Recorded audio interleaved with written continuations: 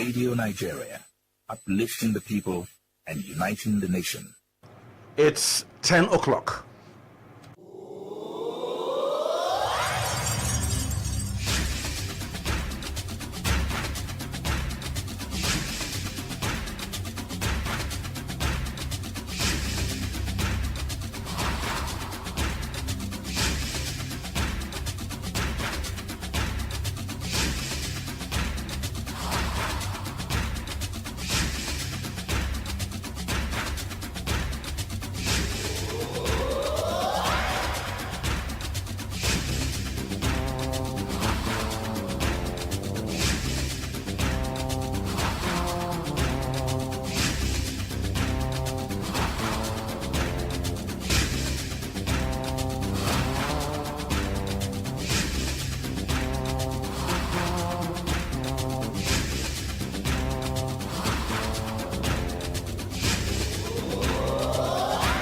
Good morning and welcome to another edition of your lively good governance and public accountability program on the network service of Radio Nigeria. Have your say. I am Yahya Umar. Critical infrastructure consisting roads, bridges, canals and dams play a key role in socio-economic development of the nation. In national economic discourse, the importance of roads to the economy has often been juxtaposed as the veins in the human body. In consideration of this factor, the federal government under President Muhammad Buhari has been investing billions of naira in the sector, especially roads. What has been the impact of these efforts on Nigerians, and how well has the administration performed? Our guest today to speak on these issues is certainly none other than the Special Advisor to the President on Infrastructure, Mr. Ahmad Rufai Zakari. Mr. Zakari, it's nice to have you and a pleasure to have you in our studio. Good morning.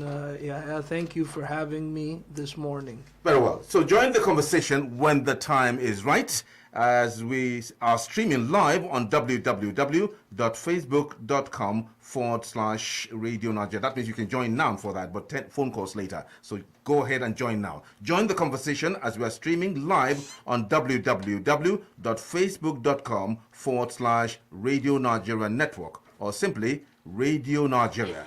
You can also follow the conversation on YouTube via Radio Nigeria Have Your Say. The lines to call when the time is right are 0807 622 6771 and 0705 149 3324. For your SMS and WhatsApp messages only, go ahead now. You can go ahead and start typing that one now on only this number. And please don't call this number. 0705 864 2473. Please turn down the volume of your radio sets when you are calling, when the time is right, because when you leave the radio on, you have that noise, howl back. Make your contribution short and brief. So to do that, you probably begin to scribble one or two things you want the gentleman here to answer. Many thanks for your time as our none other valuable listeners. We certainly value you a lot. Let's go straight to the nitty-gritty. Mr. Ahmed Rufai, let's quickly get to it. Every successful nation is known to have viable infrastructure. Nigeria is 60 and an independent country. Can Nigeria be said to be proud amongst the Committee of Nations generally? I think Nigeria has a lot to be proud for. We've come a long way. 60 years in the life of a nation is a long time, but at the same time, when we look at other countries, it's not a long time. So we've continued to grow and develop despite multiple doomsday prophecies about a great nation. Nigeria continues to be together through our challenges and to strive and prosper. We are in a difficult time, but I think in our unity and oneness, we can get through these difficult times. So much to be done in the development of the nation, but there's definitely much to be proud for, but even more so, much to be thankful for as we continue to grow and develop as a nation. Infrastructure, big, it's massive when it comes to rating the achievement of an administration. The present administration has committed so much to infrastructure development. So can you highlight on what has been achieved so far? Let's just have probably a bird's eye view on that. Yeah. I think this administration, at the end of it, will be known as the infrastructure administration. President Muhammadu Buhari, our dear leader, wants to leave a legacy of projects and a legacy of infrastructural development that will stand the test of time. The president has a great track record of this. The refineries that we have in the country, Warri, Port Harcourt, Kaduna, were built by the president.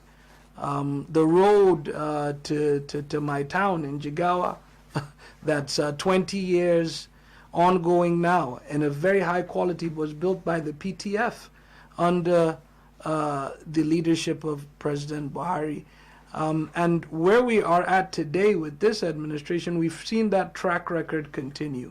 In the first term of the administration, there were many projects that were inherited that were incomplete. If you think about the Abuja-Kaduna rail line that is active and working and we're benefiting from, I shudder to think that what would happen with the challenges we've had in security and also the construction if we didn't have the rail line as a conduit to move some of our citizens. If you look at the Kashimbila project in Benue that was being handled by the Ministry of Water, this administration actually came in and reduced, I think, the total cost by about 20 billion and has completed that project. This administration has also been creative about financing infrastructure. If you recall, there's been this perennial problem of starting projects and not having money to finish them. The administration set up the Presidential Infrastructure Development Fund with a seed capital of upwards of $600 million to allow for the Sovereign Investment Authority to build, to finance the building of Abuja Kano Road that is ongoing, Second Niger Bridge, which many thought would never come to fruition, as well as the completion of Lagos-Ibadan Road. Those are all projects the administration will complete. And you can also see that there's even foresight. Just yesterday, it was announced that the Federal Executive Council approved the Kano Maradi, which is linking Nigeria and Niger, the standard gauge line that we're receiving EPC financing from Moto Ingil, which is the company that's going to build the line. And this line will help in the ECOWAS trade corridor. It will also assist to ensure that we have quite a bit of traction in terms of economic development in that Kano Maradi corridor that is actually pretty big hub as people move from Nigeria to Niger. And lastly, I'd say, along this line of thinking about how to innovatively finance the AKK pipeline that is going to go from Ajaokuta through Abuja, Kaduna, Kano to allow us to have gas infrastructure up north is also under EPC financing. And lastly, we've even been giving companies tax benefits. So if you think about Nigeria liquefied natural gas, they're building the Boniboro Road linking the island to Port Harcourt to ensure that the companies are incentivized to put in infrastructure. I'm very confident the president has given us marching orders that we need to complete all these projects, and all the ministries and parastatals are engaged in doing so. So very confident about our thrust on infrastructure. Okay. Getting interested in the details. Well, I think people can be right to be unhappy. I've always said that Nigerians should be impatient about the progress on power, because even me as a citizen, I am impatient about it. But to your point, the details are important. We had a very complex investment cycle where we went and we invested so much in generation. I tell people that when this country moved into the democratic dispensation in '99, we had maybe just in the transmission to deliver the power to all of the country, and you're not investing in distribution to take it to the homes, you now begin to understand why Nigerians are not seeing power. So this administration came in and looked at that problem, and we said this can't be. We need to invest more in transmission. For instance, I tell people the year before President Buhari started in 2015, there was only about $30 million for the transmission network of Nigeria in terms of the budget for TCN. And that just cannot do. When you've spent billions of dollars investing in generation, to not have money in transmission obviously creates a bottleneck. This administration went and engaging through the ministries of finance and the ministries of power to build out about $1.6 billion of investment and funding through the World Bank, AFDB, JICA, and others, that we're building the Abuja Loop, we're building the Northern Core Line, we're reinforcing the Lagos, corridor around Ogun as well.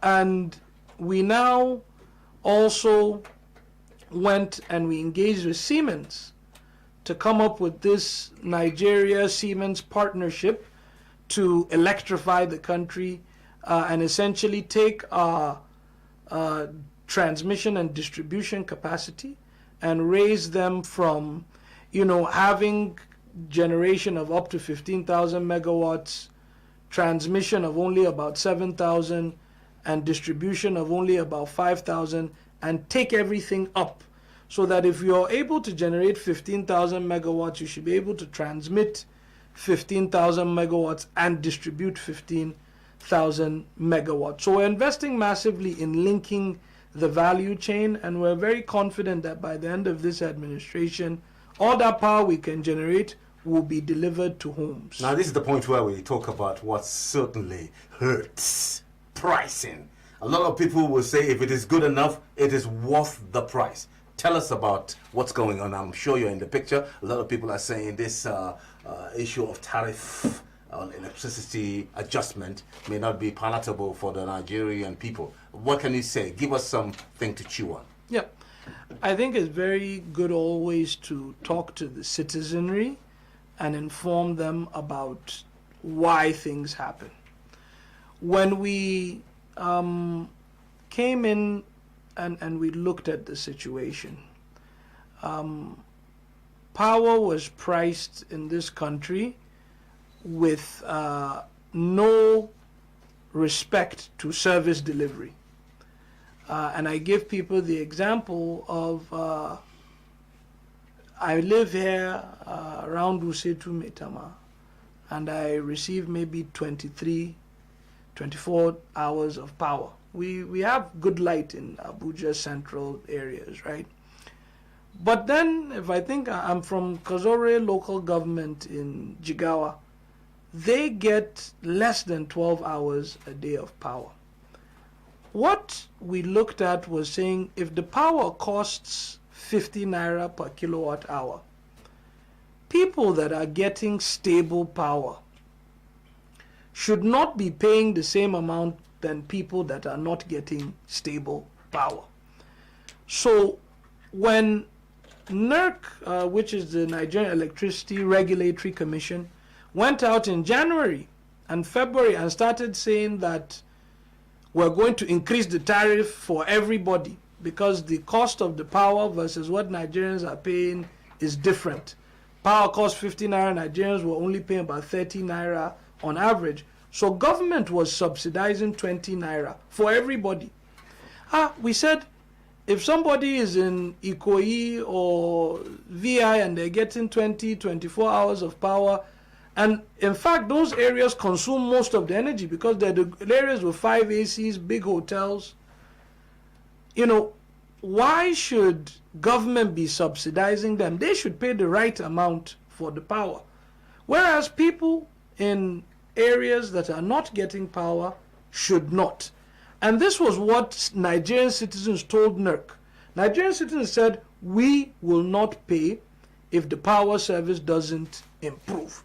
So that is why NERC now went back and said, we have to go to a service-based tariff, where if you are receiving power, you should pay for the right price of the power.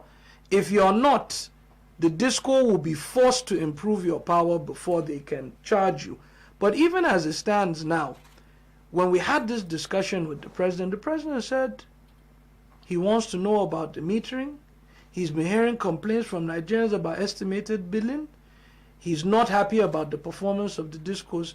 And he made us do an extra 2 months of analyzing the impact on Nigerians before any move was made. And he then mandated that we must meter everyone. We must work to eliminate arbitrary estimated billing. So your bill must be based on some objective factor. And you can see now that we're working with the central bank on a mass metering program, with the World Bank as well, and working to ensure that whatever people pay for power is transparent and clear. And the last thing I'll say, Yaya, is some people around the country want to make this a fight. What government said is, we don't have money to subsidize the rich anymore. Our subsidy money that is small now will go to the poorer Nigerians that are getting poor quality of service. And when we looked at the numbers, 75% of Nigerians are actually not impacted by any tariff increase. But you know, the people that make a lot of noise are in the urban areas, and that is why there's a feeling from Nigerians that everybody was impacted. But if you go to places like Gwagwalada, places like Kazore, their tariff has not been changed, and it will not be changed until the service quality improves. That's quite a relief, I believe, because I think we have a problem of breaking it down. This is good act, and a good act of breaking it down. You know, it's palatable. Let's now go to agriculture, where you and me certainly kind of run away from food. Let's talk about technological innovation in this sector. A lot of people are looking at that. And if you can give me 2 minutes on that and a little bit 2 minutes on shelter, I'll be ready for questions from the listener. So 2 minutes or 2 minutes and a half or that about for agriculture, and then 2 minutes for shelter. So the president, provided a number of priorities, and food security is one of them. And these priorities, they're driven by multiple ministries and departments. So on agriculture, the Ministry of Agriculture and the Ministry of Water work very closely together. One of the things we're trying to do is increase the amount of land available for agriculture, especially around our bodies of water through the river basin authorities. So there's plans to increase reticulation of water for irrigation, because you'll be surprised that there's many dams that were built in the 80s and 90s that today the water is actually not able to be moved for irrigation. So we're looking at solar pumps and solar power to move those that water, and also through the economic sustainability plan that the president and FEC approved, that is being chaired by the vice president. We're looking to free up 20 to 100,000 hectares and spend in excess of 500 billion naira on smallhold farmers to be able to boost their output. So we're very focused on agriculture. I know there's been some challenges with increase in prices, but we're working very aggressively to increase our local supply to drive down cost and be self-reliant. No country in the world can survive without being able to feed itself. And that's why this president and this administration has been driving that on housing and shelter under the economic sustainability plan. And I want listeners to understand the economic sustainability plan is a 2.1 trillion plan focused on the real sector of the economy to create jobs for Nigerians in this time of difficult economic output with the coronavirus raging. So under the economic sustainability plan, there's a Housing for All program that aims to build in excess of 100,000 houses, all local all local builders, and will be providing loans through the through Family Homes Fund and CBN, and also direct deployment through the Ministry of Works and Housing. So these are all programs under the Economic Sustainability Plan. Okay, you're listening to the network service of Radio Nigeria, and it's your public accountability program, Have Your Say. And we have as our guests this moment, Ahmad Rufai.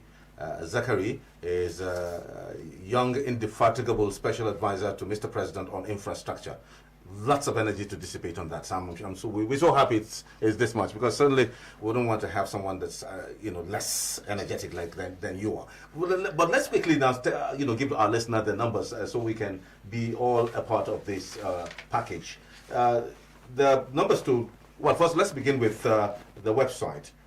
You can follow this conversation on the YouTube via Radio Nigeria Have Your Say. Radio Nigeria Have Your Say on YouTube. And then let's go now for the lines. 0807 622 6771. One more time. 0807 622 6771. And we have another one. 0705 149 3324. One more time. 0705 149 3324. For your WhatsApp messages and SMSs, I hope by now this WhatsApp should be beeping by now. 0705 864 2473. That's for your WhatsApp and SMS. 0707 864 2473.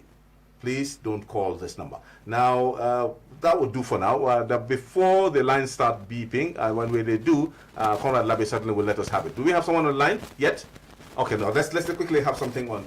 A lot of people, Ahmad Rufai, Zakari, a lot of people are thinking about wastage, especially from our farms. Let's have a feel of what the government is doing about that, especially up north. Wastages, from the farms. One of our challenges is rural roads and access for roads when you come out with your farm produce. So the goal of the rail infrastructure and the rural roads program under the economic sustainability plan is to drive out more. So it has that in mind? Yes. Hello. Hello. What's your name, madam, and where are you calling from? Ada Onogu calling from Jos. Ada Onogu calling from Jos. Go ahead. Yes. Good morning to your guests there. You see, for me, this removal of fuel subsidy, for me, it's not. I don't think timing is the issue. Not even about COVID-19, because if you're looking for the time, you will never get that time, the right time, But because it takes somebody with the liver to be able to summon courage and to move it. But the question now is, why is it that since President Buhari came into office, I thought that by now our refineries will be working, and then that's working optimally. Now I learned that it's not really working at all. Then the modular refineries he promised us, I thought that would have been, even if it is just 6 of it. And then those Niger Delta, those so-called Niger Delta people, they said that is involved in illegal refinery and what. They should have just integrated them than destroying whatever they do. Integrate them into it, make them to also refine. So long as we don't refine our crude yet, we'll be having problems. So NLC, they're saying reverse. It actually will not even solve the problem as far as I'm concerned, because if it is reversed and we start having fuel scarcity and all that, at the end of the day, most of us will end up paying more. and the fuel will not be there. Then when you come to the rail line or what, the rail line, I don't know. I'm not worried about linking us up to Nigeria where. But what of our own lines here? Have we fixed them? If we fix them, all these accidents happening by tanker drivers. Look at the one happening in Kogi, and it has been happening. It has been a recurring decimal. This time people will be losing their lives in Nigeria in things that can be averted. Why can't we fix our rail and the fuel will be carried by rail? And then why should tankers, even when they are carrying it, why should they be allowed to be going in the daytime? I don't know. How can look at the family losing everybody? Okay, your point is made. Your point is made. I don't know. As you can see, she's quite, pained there about the accidents on the roads and everything. So I'm sure you've taken her point, especially on what is being done so far. Okay, let's have the question. Hello. Good morning, sir. We are on the question segment. Go ahead, sir. I'm calling from Abuja here. Okay. Your name? My name is Mr. Jerry. So, Mr. Jerry in Abuja, and what are your questions, sir? What I need, I want to know the website that I can apply for that agriculture. Okay, agriculture. He wants to know the website for agriculture. I don't know if you have it there, but I don't know. But whatever, you call back and then we'll give you. I'm sure the WhatsApp line will be available again. Hello, sir. Hello, sir. Hello, sir. I'm with you.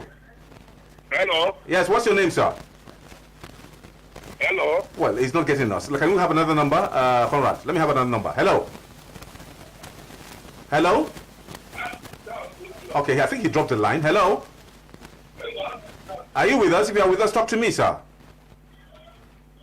Okay, this one is also just called us and then dropped the phone and took a walk. Okay, give me another number. Conrad, give me another number.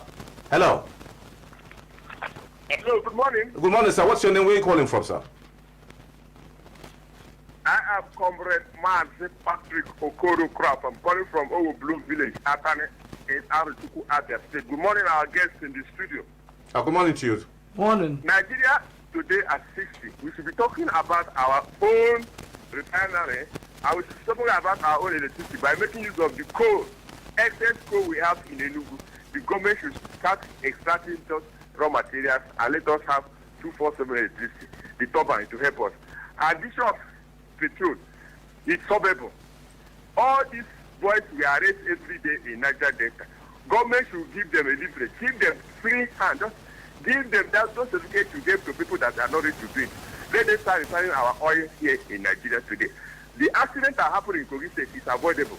If the government, if you want to hit road contracts, federal roads, whether states, the government should call the traditional rulers of those areas, the youth leaders of that areas, the religious leaders of those areas, before they sign the contract. Let them be aware of, because so those who will be monitoring the implementation of repairing or building those roads.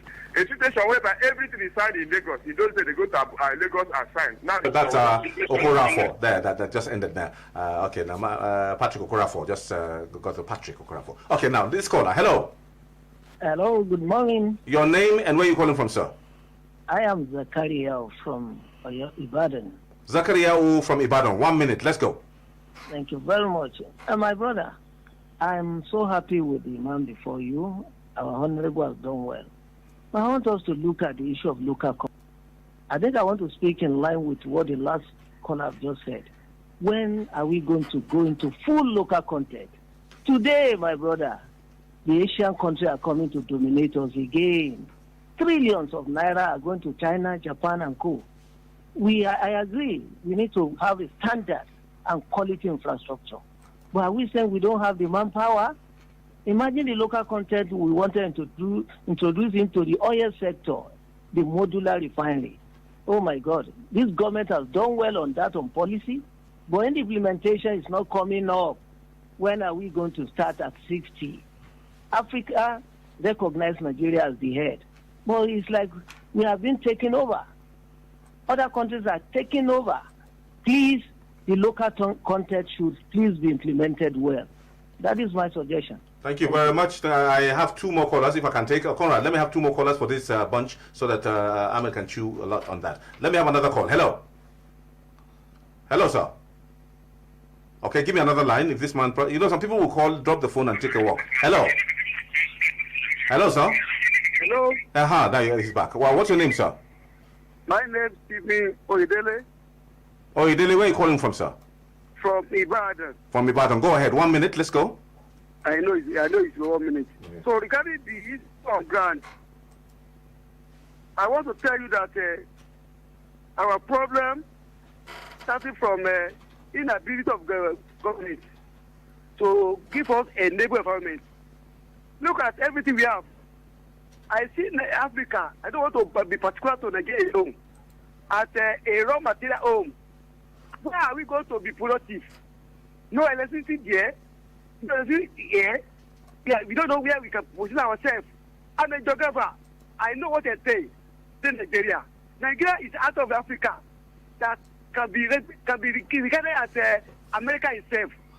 No, location of Nigeria is 43, 14, and that of Legacy is 315.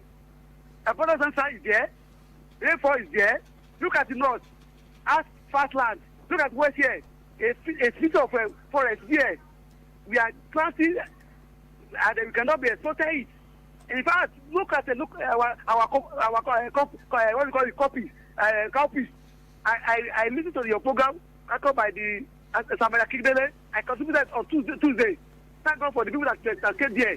You know, everything we have is just a mere thing. It's not something to the good process. You know, Kasama is there. One time, ex-president there, he encouraged me, Kasama thing. Where do we get it? Are we getting it right? Okay. You see, 1 minute just snapped off there. I'll take the last caller for this batch. Hello. Good morning, sir. Good morning, President. Where are you calling from, sir? What's your name? Yahya Umar. My name is Nasru Semi Surgumi Gonjam, calling from the state capital of Zamfara State, sir. Nasru from Zamfara State. Go ahead, 1 minute. From Zamfara State, sir. Nasru Husseini. I want to thank for General Manager for Radio Project and the one that is doing this combination. That's why I'm with the Parliament. Go ahead, Please, go ahead. I want to greet our guest today. Go ahead. Your time is ticking away. Go ahead. Yeah, we can hear you. Yahya Umar. Please, the Minister of the Work that is from this program had to say, will tell us about the road from Untua to Kanu, and then from Zaria to Jos, from Latia to Shandam to local government. But you don't know even that. You do not even consider us in that one. Please, you don't please this program had so that people that are concerned express in this program, but you don't even consider. You don't know even that Mr. President cannot ignore us. So we want to thank for the Federal Republic of Nigeria. Please, you said Mr. President, you should consider us too. This radio has to say to just deliver all these work that is got in northern Nigeria. Within Nigeria cannot do anything for northern Nigeria, and then the president come from northern Nigeria. Please, I would like you for us, when did you know that the Mr. President is the president of Nigeria?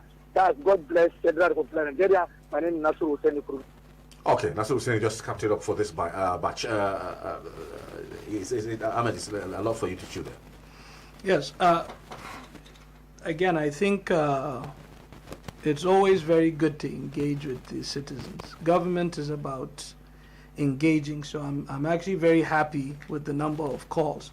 But you could sense it, Yaya, from the callers. There's some frustration in the country. There's pain, and that is not something that government does not understand. And we're making sure that all of our policies are geared towards helping Nigerians in this difficult time.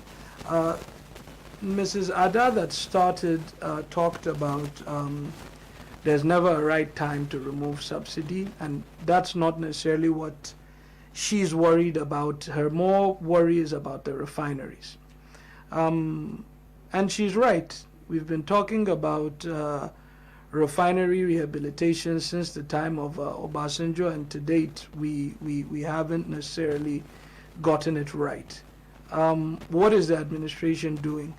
I think the issue of modular refineries, I'll be happy to announce that Walter Smith, that is building the refinery in Imo, in Ohaji, they're actually nearly done and will start producing refined product. I think their capacity is about 7,000 barrels per day.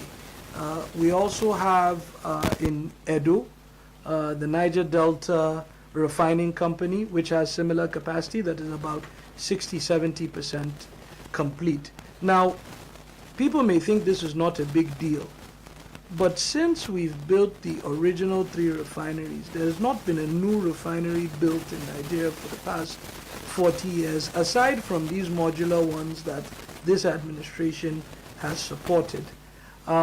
We also know the Dangote refinery will be coming on stream, and Mala Melekari was on the news and last week talking about the plans to go for improvements and rehabilitation to get our refineries back on track within the next 2 years. But I would say I think Nigerians should not be happy about the refining situation, but this administration is doing more. As I said, in 40 years, this is the first time we've had a new refinery in Nigeria, and it's under the leadership of this administration. But we need to do more, and I think until that is done, Nigerians should hold the government to task, but we're confident it will be done. There was also a discussion about rail lines from Misada, and I'd say, yes, you can see Kano Maradi is a new one, but Lagos Ibadan is almost done. I talked about Abuja Kano, and we're actually, Warri Itakpe is also completed. When we're actually looking at restarting the process to rehabilitate the narrow gauge lines, it's still in some preliminary discussions, but we reviewed a proposal with the governors that we will be working on funding very soon. So she's right, we need to look at rail. We had a question from Jerry. I think we can provide the links for the agricultural and small and medium enterprise loans, maybe on the WhatsApp. It's called AGSMES. And then, for the loans through the Economic Sustainability Plan, they will be going through the cooperatives. If you engage through Rufai, Babongona, and others, I think what our smallhold farmers need to understand is they all need BVNs to get the loan. So I would encourage everyone that is looking at CBN loans to work on ensuring they get into the banking system through BVNs to facilitate that. Our dear comrade from Abia, Comrade Patrick, talked about the refining capacity as well, and coal. I'll cover the coal issue. As I mentioned, our problem today is not necessarily in generation, but I do think we can use coal to do more. But some of the challenge with coal is that it's viewed as dirty fuel, and global financing for power projects in coal is actually very difficult, especially with wind, solar, and gas that are more clean per some of the protocols that Nigeria signed up for. So that will be that for now. But just one last question from one of the listeners. This list? Yeah. He said, that as the special advisor to Mr. President on infrastructure, are you sure some of these traditional rulers are being incorporated by the contractors in getting some of the young fellas around them, as part of the projects that are going through them? Yeah. So I think there's a lot of restiveness, and companies that do well in CSR, you see more peace in their locations. But through the local content board, NCDMB, especially in our local regions that produce oil, through the NOJIC Act, we do a lot, and you can see from the government now there's this plan for 774,000 jobs that Barrister Festus Kiamo is leading with Dr. Chris Ngige from the Labor and Productivity. Very well. Now, if you just joined this program, you're listening to Have Your Say, Radio Nigeria Network's Public Accountability Program. Have Your Say. And our guest today is the Special Advisor to Mr. President on Infrastructure, the indefatigable Ahmad Rufai Zakari. He's been talking on the impact of the huge investments in infrastructure development by the present administration. We'll go on a very short break quickly, and then when we return, we'll have more input from Ahmad Rufai. Radio Nigeria, uplifting the people and uniting the nation. I want the Nigerian elite to judge us fairly. 1999 to 2014, the average production was 2.1 million barrels a day. The average cost was $100 American per barrel. When we came, it collapsed to $37 and $38 per barrel. And the militants were unleashed on the administration. The production went down to 500,000 barrels a day. What was the condition of the infrastructure then, in spite of those earnings? Where did the money go? I'm doing my best. I'm trying to follow the system. Radio Nigeria, uplifting the people and uniting the nation.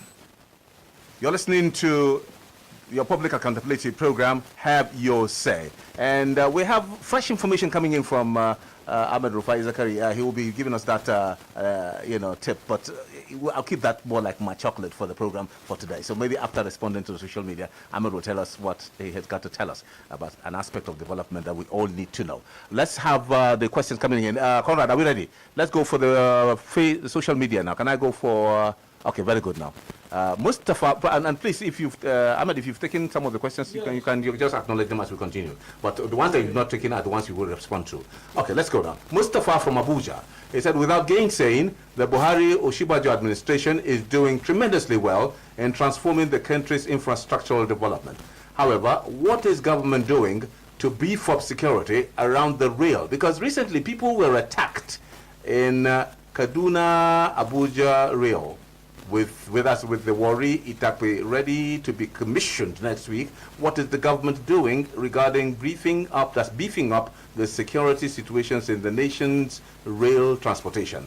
Yahaya Wada here says, good morning crew. One of the many good attributes of this present administration is their courage not to abandon projects. Imagine this government completing the Ajakuta Itakwe rail abandoned since 1987. It has never happened before. May God continue to be with Buhari Oshibajo for not politicizing critical infrastructures. If there is anything the present Buhari Oshibajo's administration would be remembered for, majorly, is building of infrastructures and social investment program. Okay, I'll take more from the social media. Evange Chidi Onigbo is asking the question. Well, he has making this contribution. Evan Chidi Onibo. Nigerian government is trying, but the problem we have is the inability to diversify the economy. We should not continue to rely solely on crude oil. Another one, Ahmadin Najaad Isa from Guarempa. Hello, good morning, and I'm a citizen of Nigeria, precisely Taraba State, as my state of origin. I have heard your conversation with our visitor. That is very interesting. But may I say, my state is cut off. That's talking about Taraba State. Cut off from the country. We don't know any development from Nigeria. Well, you want to hear what has been done for Taraba. Are we not part of the country? We want to get the dividends of this democracy. So, Ahmed, please do something. Nicholas Additional from Abuja. Good morning, Mr. Presenter and your guests, the SSA on infrastructure. The amount of infrastructure that this administration is undertaking, the amount of infrastructure that this administration is undertaking is commendable. And while still making excuses for COVID-19, it still seems like the pace of these projects is slow because they are spread thin. Can these be streamlined and so that we can have the benefits of having our infrastructures to enjoy? You can pick the ones that probably you've not attended to. Okay, maybe can we scroll to Okay, can we take to the top now? Take it to the top quickly. Take it to the top. Okay, that's it there. Go ahead. Okay, I think Mustafa's question on security of the rail line, we do know in this era of social media there's a lot of fake news. So the minister came out to debunk some of those claims on the rail line being attacked, but we know we're in a difficult security situation that continues to be challenging, but I think we've seen a quieting of the security challenges on that Abuja Kaduna corridor. Kidnappings are much less, and that is actually from revised security architecture that is being worked on by the administration. Now there's a question from I think Evang on the diversification of the economy. Male, I'll take that other point I mentioned. Yes. For example, this administration understands that two major things that are being done that I'd like to communicate. If you go to some places like India, you'll see that many of their cars run on fuel gas. So there's conversion kits, or when you build cars, you can run them on gas. Nigeria is actually more of a gas country than an oil country. So what we're trying to do now as part of the economic sustainability plan is convert up to 1 million cars of our roads on gas. You'll be able to go to the fueling station and buy gas, and for the equivalent price, a full tank of gas is half than it is for petrol.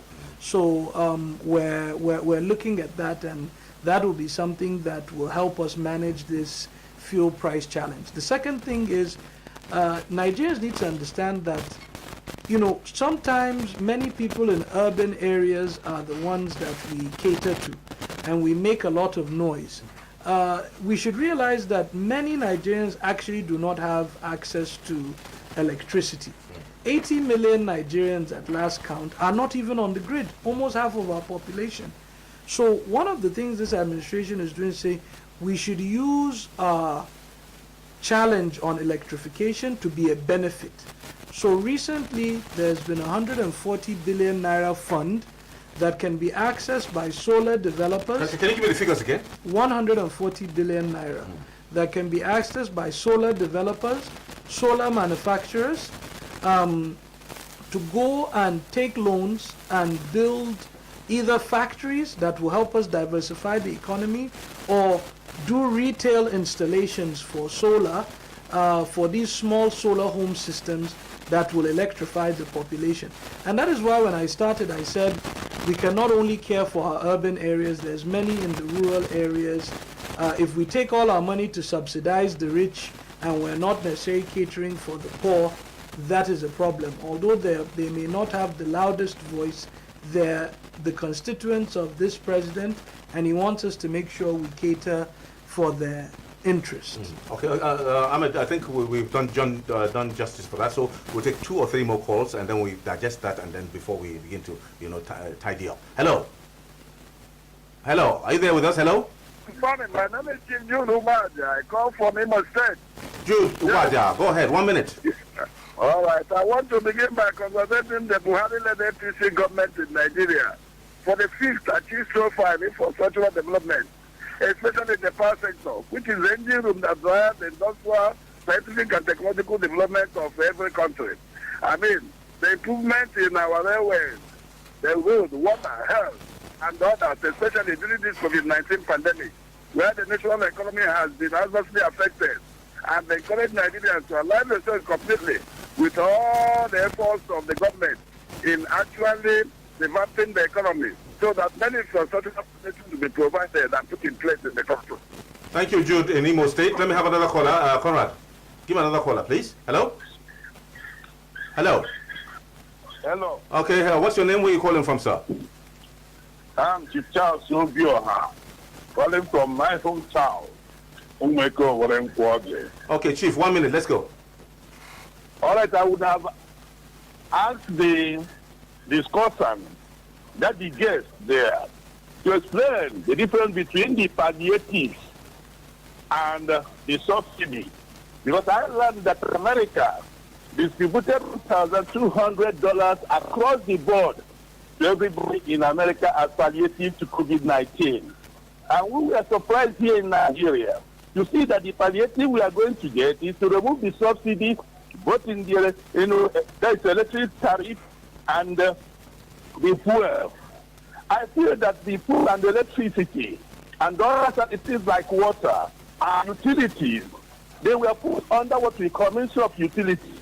Why is it that these utilities are being removed so that the people concerned, the citizens of Nigeria, cannot get what we call dividends of democracy? Thank you very much. And God bless you. Thank you very much. I'm sure from that. In fact, this issue of palliatives, a lot of scammers are taking advantage of that. People are being scammed in the name of palliatives, right? Sending mails here and there that the government is sharing money. So I think you need to clear the air on this, in addition to what you've taken as a question or two there. Yes, I think Chief Jude Talker spoke on the focus on power. We'll continue to do that. as I mentioned. Chief Charles talked about the palliatives versus subsidy. Chief Charles, we're not removing palliatives and subsidies at a difficult time. We're just restructuring them to make sure our money is used for the right things. As we've said, these subsidies were very regressive. There are calculations that 60% of both the fuel and petrol subsidy, the petrol and the electricity subsidy are enjoyed by the rich. The budget for the subsidy for electricity was higher than the budgets for healthcare and education in this country last year. We can't continue that way. This administration is saying the subsidy money will be focused on the poor, the rich should pay more, and will divert the funds that we save to doing more in infrastructure and doing more in health and education.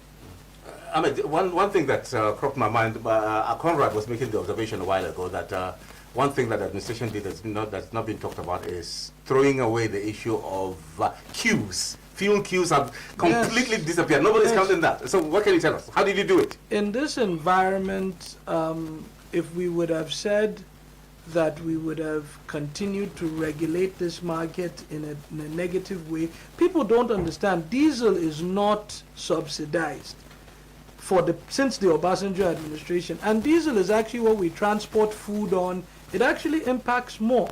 So when we talk about this petrol subsidy, we found that this deregulation model is what has helped us eliminate these fuel queues, and we will never go back to fuel queues, God willing, in this country, as long as this administration continues to make progress on our reforms. Okay, so as we gradually coast home now, maybe a word or two, and probably tidy up what you've not tidied up. I think you're looking at something from... Yeah, I like this last question on the national grid. Okay. Like I said, one of the problems that happened with the tariff increase was that the discos did not effectively communicate. If you can notice that in the dailies last Monday, Tuesday, even this week, you can go and check which band you're in, and you will check that if the disco guarantees you 16 hours or more, if you don't get that, please report them to the Nigerian Electricity Regulatory Commission. We will take very severe actions against them. So finally, let's have your words. Yes. Right? Yeah. I've never worked for a group of people that have more concern for the Nigerian populace as President Muhammad Buhari and Professor Yemi Osinbajo. Any decision that is being taken, they feel the pain. They want to make sure everyone in the administration is looking at the impact on the poor, and will continue to focus on infrastructural development and protections for the poor. I would like to congratulate Nigerians on 60 years. God willing, we'll have many more years. And in this difficult time, we'd like to ask everyone, partner with government, partner with your neighbors and other citizens, and let's make Nigeria great. And before you still go, please give some hope for the young. A lot of young stars want to hear a word from you. Okay, well, I will, I'm actually, I'm 36. Good. So I'm a youth. You know what it feels to be a young man.